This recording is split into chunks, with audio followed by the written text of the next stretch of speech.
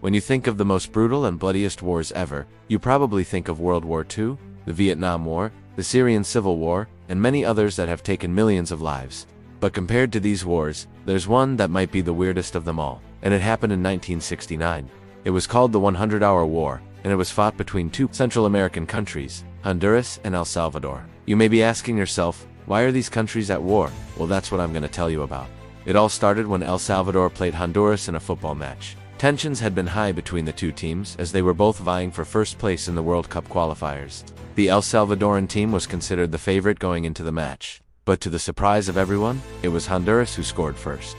In fact, they scored 5 unanswered goals against El Salvador. Can you imagine the embarrassment that this caused for El Salvador? They lost their best player, who was sent off after getting 2 yellow cards. And they also had 2 more players get injured during the game. The Salvadoran team argued that the Honduran team had deliberately targeted their best players by making dangerous tackles. And since the referee didn't call any of these tackles, they felt that he was biased towards Honduras. So when Honduras won, the Salvadorans weren't very happy. They felt that they had been robbed of their victory. But while the Salvadoran people were fuming over the result of the game, their president, Colonel Omar Torrijos, had a much bigger plan in mind. He decided that he was going to use the anger of the people to take over Honduras. But why? What did he hope to gain from starting a war with such a powerful neighbor? Well, there are 2 main reasons for this.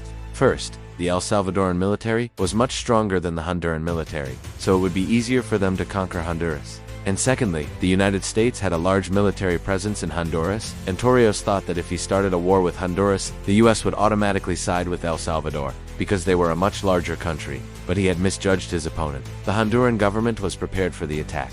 They had received intelligence from the CIA that El Salvador was planning to invade them, so they had moved their troops to the border. When the Salvadoran army crossed the border on October, they were met with gunfire. It was the start of the 100-Hour War. This was a very short war that lasted only 3 days. During those 3 days, thousands of soldiers and civilians were killed. The fighting was so intense that entire villages were wiped out. The Salvadoran army had advanced past their original border by 20 miles, but then they stopped. They didn't want to go any further because they had achieved their goal. They had attracted the attention of the United Nations and the Organization of American States, and they had managed to get the world to put pressure on Honduras to end the war. In the end, Honduras won the war, but this wasn't a real victory for them. They had suffered heavy casualties and their economy was in sharp decline. In fact, the war had cost them around $13 million, which was equivalent to their entire annual budget. So even though they had won, they were still in a bad position.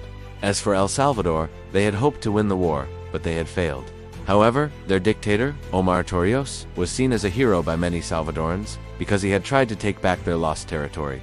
In fact, he was so popular that he was allowed to stay in power until 1982, but his legacy was short-lived. In 1989, he was assassinated by a member of his own military. So what is the lesson we can learn from this conflict? Well, it's that no matter how big or small a country is, it should never start a war unless it's absolutely necessary.